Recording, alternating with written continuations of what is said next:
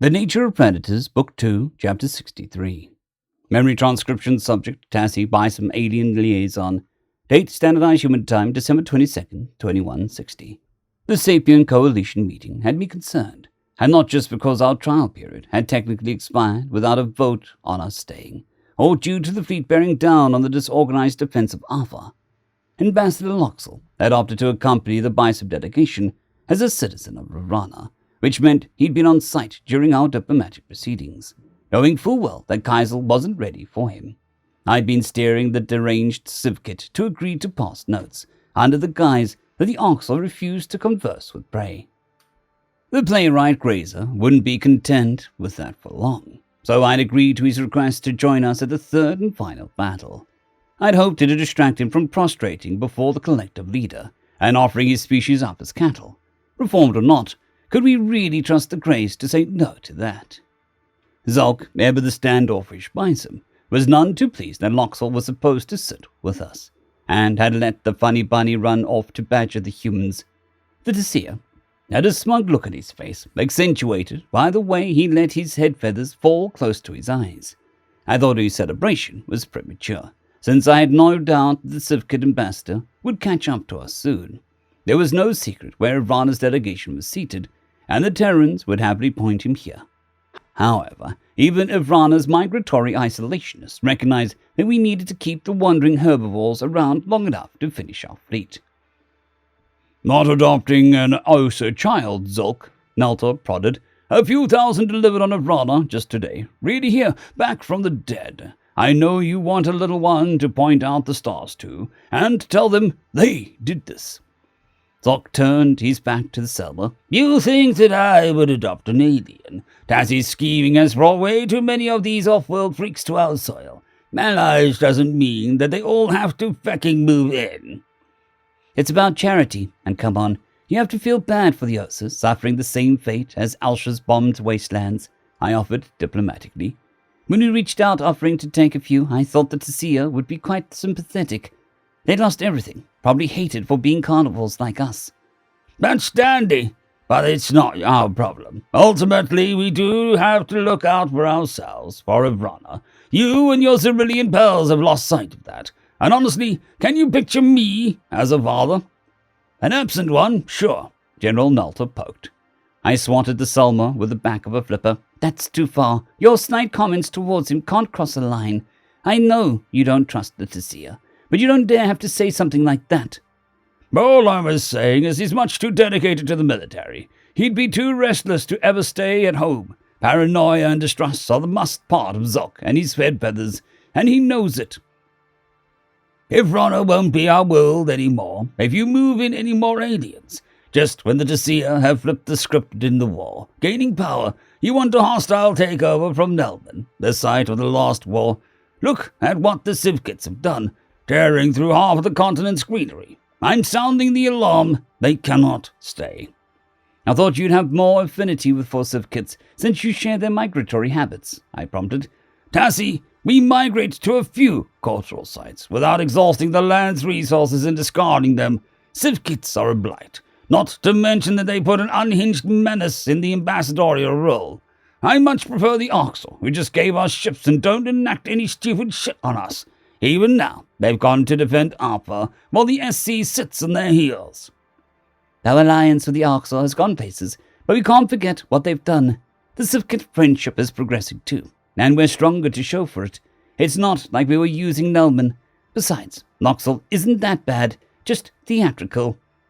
"You nothing's collage about me, and would just easily pilfer my entrails, but can't compeers who flaunt my outstretched paw to whisper how froward I am. I should return to my Goth, so that you can contend me in privacy," Noxel wailed, before tumbling down the stairs to the bottom of our box.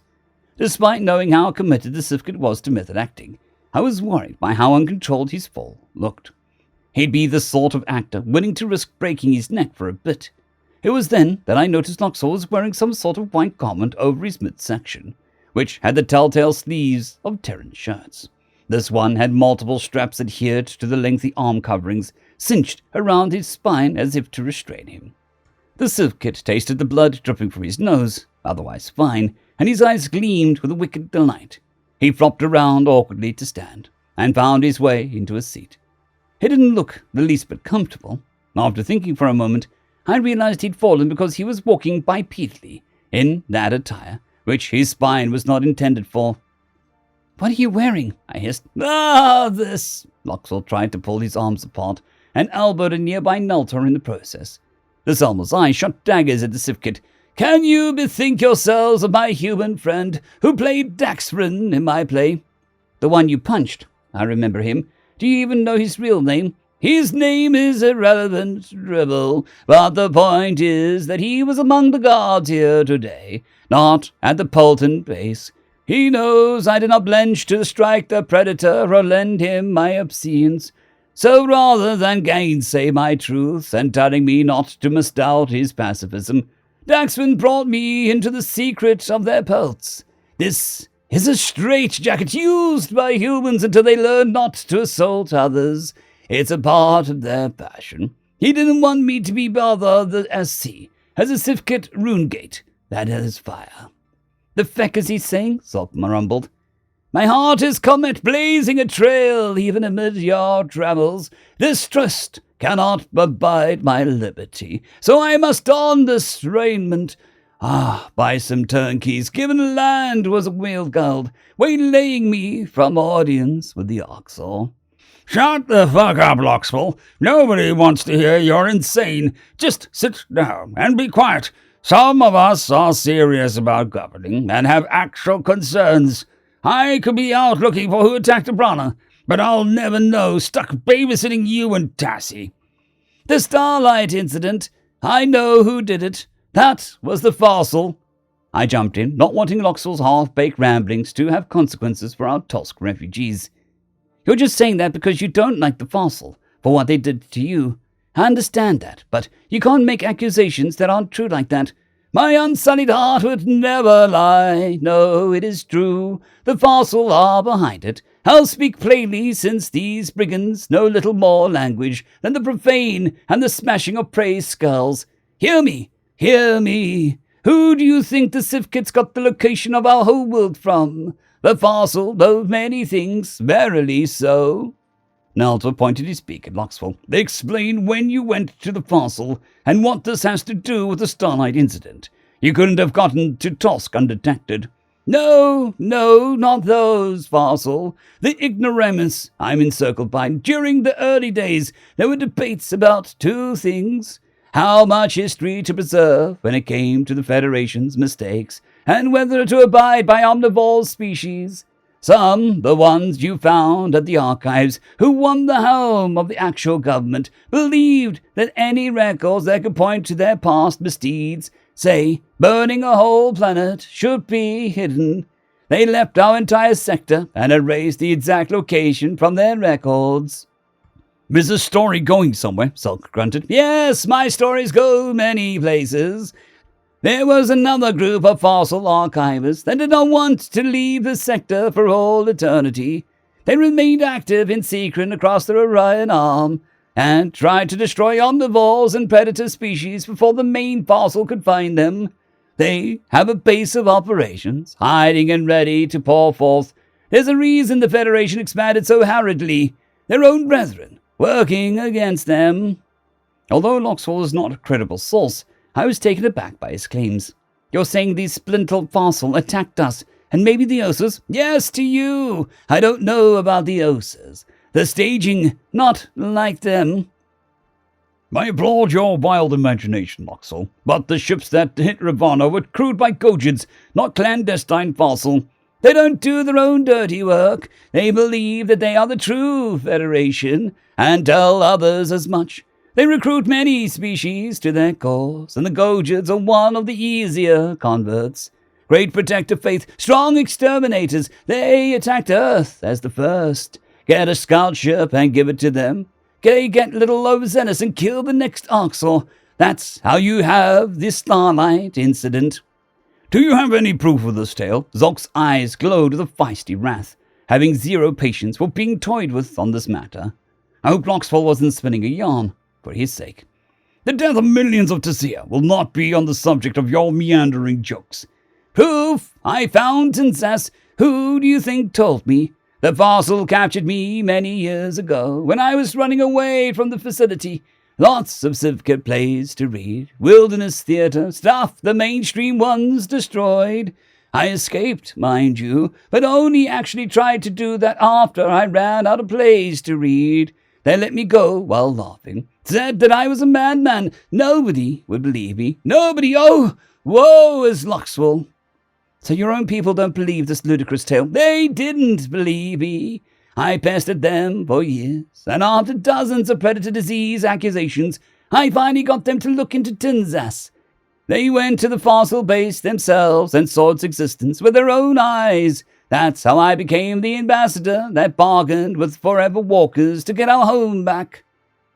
Why the feck did the Grand Herd not deign to tell us or humanity any of this? Naltor spat. If this has any basis in truth, you knew who the ghost exterminators were all along. Humanity should stop them. How do you know we aren't fighting the fossil zealots?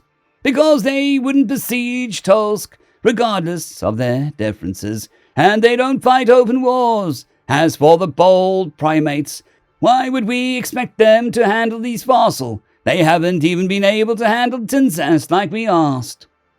I wasn't sure what to make of Vloxor's claim, but if the Sivka Grand Herd had supposedly sought out this fossil base and sourced Tinsas' location from him, Zork was not going to like the ghost exterminators still being out there.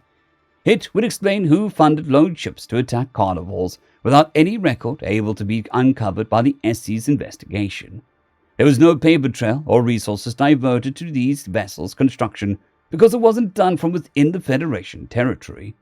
Naltor whispered to Tessia not to raise any concerns now, given that Onzo was mid-recap of the Rod strategy that had been rehashed a third time. With the Carnivore Alliance in full swing, we needed to keep an eye on the Kaiser's ships performed. Only after could we decide who to beseech for help when going after our bombers. It's hard to believe that Maxwell, of all people, knew the answer. That's exactly what General Jones wanted us to discover, about how the Sifkits got their homeworld's location. I wonder if the Funny Bunny was told it, or learned it from one of those old plays he read. Does it even make a difference? We'll deal with you later, Naltor spat. You should have told us this much sooner, Maxwell. The Sifkit scoffed. I should have extricated more oranges as payment before telling you anything. This was propounded as charity, mainly because I need to require more of the ancient plays to study with Tassie. Not just a few I stole.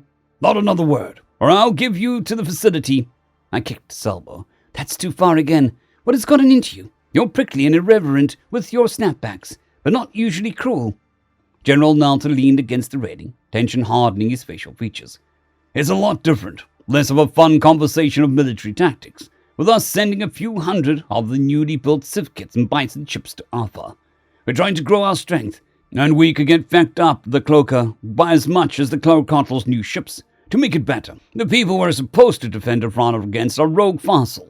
Why did we do the idealistic thing, helping the Kolshians when half the fecking SC bowed out? Because we don't want to see more senseless genocides. Us reporting to the humans' calls for joint military defense makes them more likely to respond to ours. You know that. I guess so, Tassie. I hope these ships are as resilient as we think, and that we don't regret camping out the SC's formation instead of the Oxor Collective. The SC aren't happy about the Oxor being here. It's probably a reason why many species didn't send ships. 40,000 of Kaiser's ships are more than it would have gotten from SC, and they've all much more enthusiasm. They have a lot to prove. They're not the only ones. Nobody here will shed a tear if their ships fall, if ours succumb, or if Offer itself is lost. This is the reality. The Zerillians would care. Nalthor sighed. I stand corrected. Let's just hope this goes well, or I might pluck my feathers enough to be as bald as that nerd Dustin. There was a significant fighting force, with 50,000 human, Jotun, and Vendel ships having relocated from Nishtal to Alpha. Combined with the vessels that were already watching the Kolshian system, the Big Three had contributed 75,000 drones to the defense. We'd seen what their forces were capable of when the entire SE rallied around them, adding their own strength and numbers so that the primates and marsupials could run wild.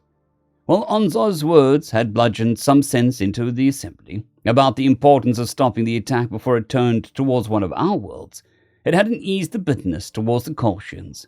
There were more than a few thousand combined vessels that showed up at Tulsk, but the count was still only in the neighborhood of 15,000. That was with half of the Sapien coalition refusing to show up at all, while the others may have participated because it was convenient after their dominant performance at Nishtal. Notable absences were the Maziks, who had never forgiven the attack on Koa, and the Dosa repair vessels, who saw this as a comeuppance for the months-long occupation of Malu. Dirtian Ambassador Korojan had offered to send ships to join the enemy assault, while he cackled like it was a joke. The facetious script suggested ample hatred for Alpha. 2 decades prior, the Grey Avians had wandered the world glass for the Shadowcast crimes against Kalqua, and the humans had barely kept them at bay. There was no indication that their people had forgiven the Kolshians at all. 130,000 of our versus their standard 150 charge. That enemy count has been whittled down by a few thousand by the rods. We're at a slight numerical disadvantage, but with the fortification, superior technology, and home field advantage, I'd say that we have a fighting chance, Onzo commented. The moment of truth is how the Orcs will hold up without an ambush on their side. That said, the scales are much more even than Tulsk. It's not quite Nishtal, but we had a margin of error there. Crocodile Ambassador Kalsel, much more light-hearted today than at the prior battle, gestured towards the screen.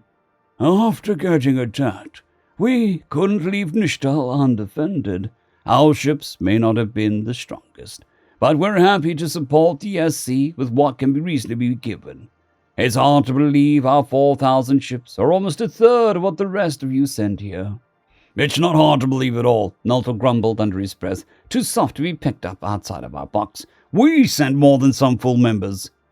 While I remembered the earlier response to the Gojid representative about each species data being transmitted to their generals, it was disconcerting to have no eyes on the Bison fleet. All we had was a sweeping overview of the battle, as the Orcs stood defiant as far out as Cacto. The ships carrying the massive sword and eye socket banner had a death wish, in my view. The SC had pressed further out in the defensive position, not wanting the collective to get run over, though they were ready to fall back at a moment's notice. The exploding magnetic barricades were primed and perfect for the unique conditions found in the medium of space. Mines attracted straight to the enemy's hull. Their rousing success at Nishtal made the humans want to use them to start with a bang. Some civilians were relocated to Alpha's colonies, even though most of the dozens of settled worlds haven't been occupied for years. Unwilling to keep watch over a sprawling empire, most of the Kolshians were relocated to a homeworld that became much more cramped. Only close-by colonies like Kato, which had to be rebuilt, remained active to deal with the overflow. Nalto pulled up his own feed on the holopad, staring at the Bison vessel's progress live. Zork diverted his attention to our movements as well. We'd tacked on our rendition of the harpoon ray guns at the end of production, after seeing the humans and Yodel deploy them. It had proved a savvy addition. Though it was perhaps blasphemous, we combined elements of the enemy shielding with the SC's defensive arsenal. We wanted our fleet kitted out with a full toolset, liquid armor, magnetics and traditional shields, dust guns and particle beams. I'd heard that the Terran's jack-of-all-trades, master of none saying, but spreading these tools throughout individual ships wasn't our aim. We had the full package.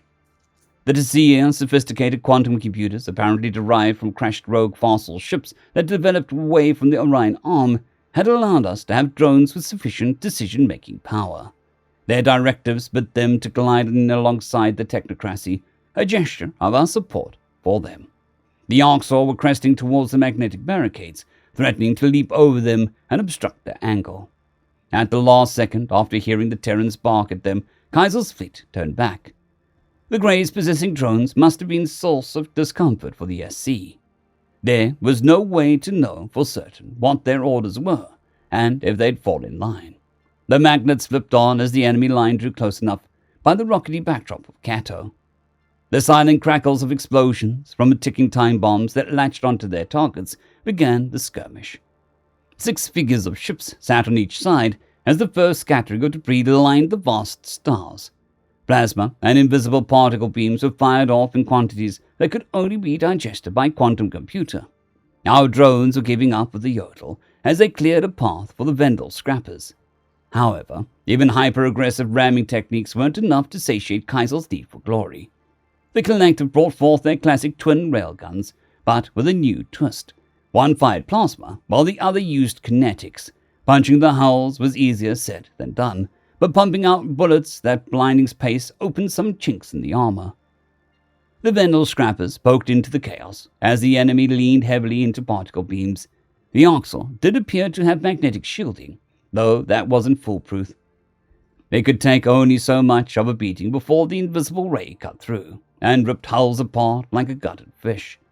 The Skulgans rammed a few hostiles with their detachable point. Skewing a few bellies took the focus of the Greys for a moment. The collective seemed programmed for unthinking aggression and continued hounding the enemies. They began succumbing more quickly as multiple foes ganged up on single ships, tearing through magnetic shielding much faster. The Reptilians were not faring well. Bisoms, however, were getting good licks in from afar. Harpoons, paired with using our own particle beams, let us connect our first few kills. General Naltor was watching with satisfaction, and I stole a peek at Ambassador Loxel. The threat of a facility had rendered the Syndicate unusually quiet, but I noticed how delighted he looked by the carnage. Thousands fell on both sides. He seemed to cheer as our vantage point drone was snuffed out by a missile it failed to dodge. The enemy had gone overboard with homing explosives, trying to force the Vendel and Oxel to backpedal. Many missile salvos tried to intercept warheads en route or dealt small cuts to the enemy. The UN fired off their own surface-to-space projectiles from Cato, cluttering the scene even further. Perhaps the humans didn't move the point of engagement forward because of the Oxel. If they always planned to launch munitions from Cato, or perhaps these were supposed to be a delaying or wounding tactic, but they were forced into a full clash instead. Both sides' beaks were bloodied, though the Sapient Coalition had the ultimate advantage of further defenses by Alpha. The outlook was optimistic, if we could keep up the pressure. I wished the Dosa were present to restock munitions such as the magnetic barricades. The results could have been much more certain had all of our allies shown up just one more time. It was as this thought crossed my mind that a sudden horde of new ships blinked onto our screen, an unexpected arrival that left every representative scrambling for answers. End of chapter. I would like to thank our T5 members and patrons, Casper Arnholtz, John Creighton, Vidmori, 050, Dragzoon WRE, and Elijah Silvercross. Thank you very much.